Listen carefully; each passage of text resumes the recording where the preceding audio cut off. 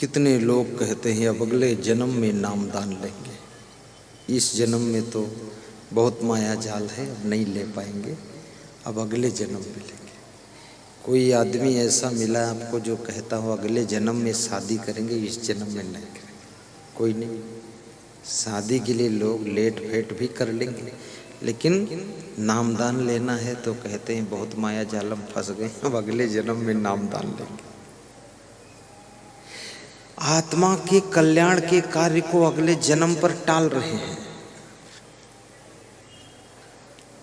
और जिन कार्यों से दुख मिलने वाला है, कोई ऐसा बोला कि अगले जन्म, इस जन्म में दारू नहीं पिएंगे, अब अगले जन्म में पिएंगे? कोई ऐसा बोला?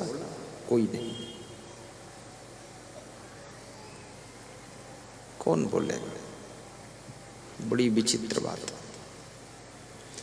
मैं तो आपसे निवेदन करता हूं कि गुरु मंत्र नाम दान भी महान गुरु को ढूंढ करके, गुरु ब्रह्मचारी हो, वैराग्यवान हो, साधनाशील हो और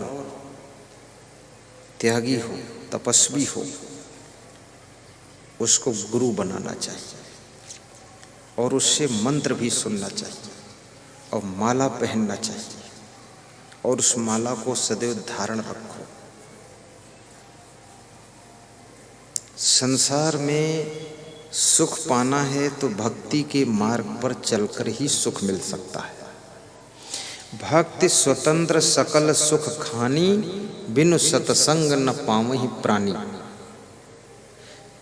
भक्ति स्वतंत्र है, सकल सुखों की खान है, बिना सत्संग के किसी प्राणी को भक्ति मिलती नहीं। इसलिए याद रखना, भाव से भक्ति कीजिए। भक्ति स्वतंत्र सकल सुख खानी। और भक्ति का अर्थ इतना ही नहीं केवल गुरु का ध्यान, गुरु का भी ध्यान लगाइए, साथ साथ में देशभक्ति भी होना चाहिए।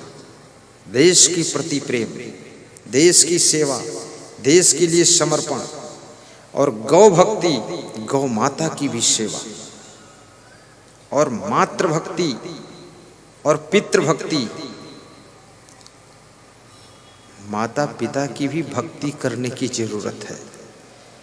उनके भी भक्त बनो, उनके प्रति श्रद्धा रखो और जो माता पिता बनते हैं उनको पूरा ठीक हो जाना चाहिए।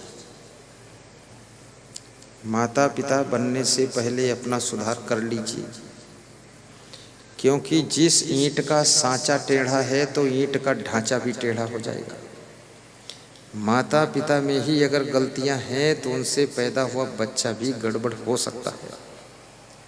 इसलिए पहले आप सुधर जाइए, अपने में परिवर्तन कर लीजिए, चरित्रवान बनिए, गुणवान बनिए, धनवान बनिए, महान बनिए, गरीब कंगाल मत बनिए। और जितनी बुराइयां छोड़ोगे, अच्छाइयां धारण करोगे, माला माल बनोगे, कभी भी आप कंगाल नहीं बनोगे।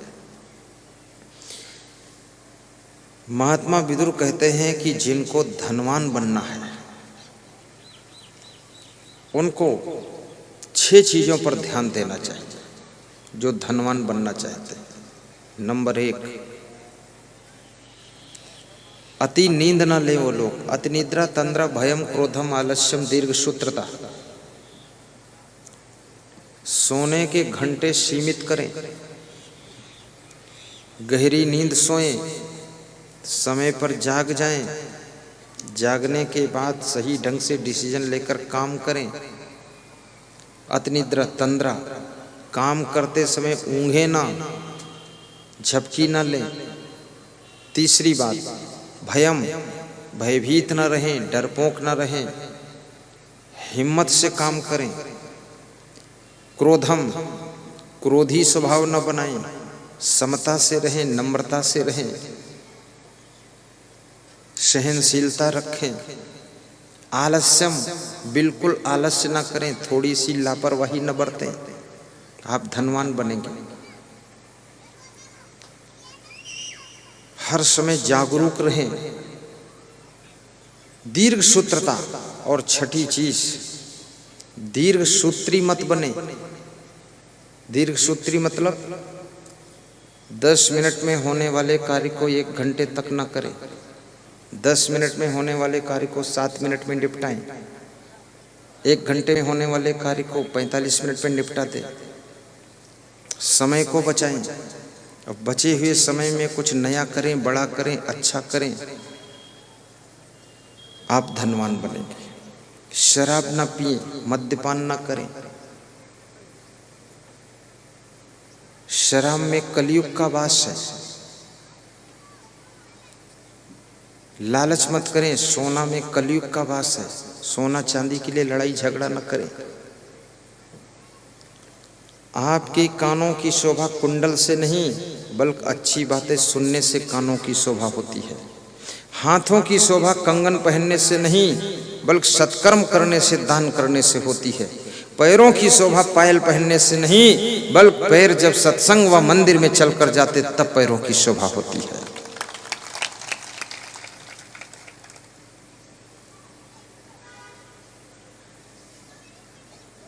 अपने मानवीय गुणों को संभाल कर रखें।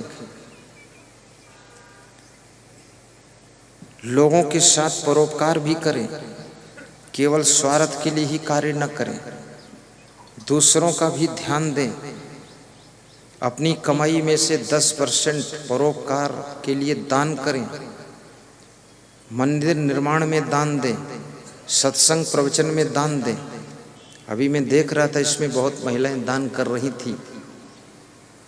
ये सत्संग व्यवस्था के लिए 2-3 माताएं सबके पास जा करके सहयोग ले रही थी। ये मालती शर्मा जी, ये भी थी इसमें।